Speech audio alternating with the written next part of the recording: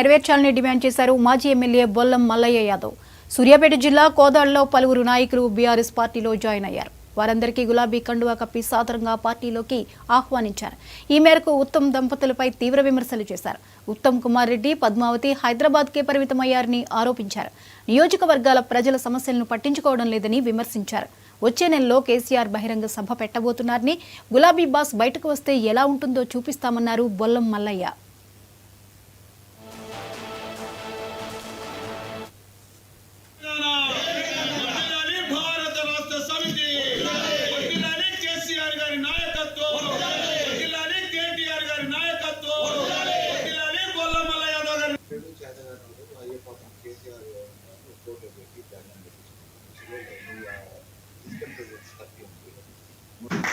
కలవాలంటే అందుబాటులో ఉన్న నాయకుని పోగొట్టుకొని అన్ని రకాలుగా అవకాశాలు ఉన్న నాయకత్వాన్ని పోగొట్టుకొని ఈరోజు అవసరమైతే ఒక సంతకం కోసమో ఒక ఫోన్ కోసమో అయ్యాల ఓటేసిన నేరానికి ఈరోజు హైదరాబాద్కి 10,000-15,000 రూపాయలు అప్పులు చేసి దళారులను పట్టుకొని పోయి పడిగాపులు హైదరాబాద్ నడివీధులలో పడిగాపులు గాయాల్సి వస్తుంది.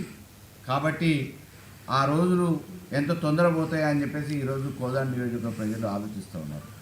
అందుబాటులో ఉన్న నాయకత్వాన్ని పోగొట్టుకొని ఎక్కడో హైదరాబాద్ నగరానికి పరిమితమైన వాళ్ళని ఇవాళ కలవాలంటే పనులు అవసరమైతే ఆపదో సాపదో వస్తే ప్రజానాయకుడిగా ప్రజాక్షేత్రంలో ఉండాల్సిన వాళ్ళు, అందుబాటులో ఉండాల్సిన వాళ్ళు హైదరాబాద్కి పరిమితమైన నేపథ్యంలో ఇవాళ హైదరాబాద్కి కాళ్ళు కట్టుకొని పోయే దుస్థితి ఎందుకు తెచ్చుకున్నాం అని చెప్పేసి నెత్తి నోరు కొట్టుకొని ప్రజలు బాధపడుతున్న నేపథ్యంలో ఆ రోజు ఏదో ఆశల కొద్ది పోయిన నాయకులందరూ కూడా తిరుగుబాటు పడుతూ ఉన్నారు. సొంత గుడికి చేరుకునే ప్రయత్నం చేస్తున్నారు.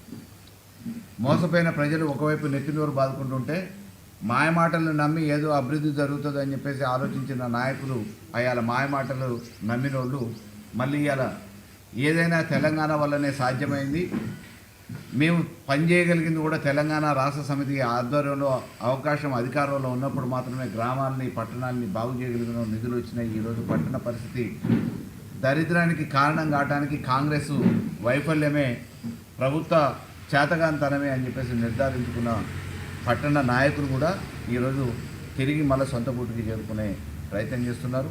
తప్పకుండా తెలంగాణ ప్రజల పక్షాన తెలంగాణ ప్రజల్ని బాగు చేయడానికి అందరినీ కూడా కలుపుకొని మళ్ళీ ఈ కాంగ్రెస్ని గద్దె దింపే ప్రయత్నం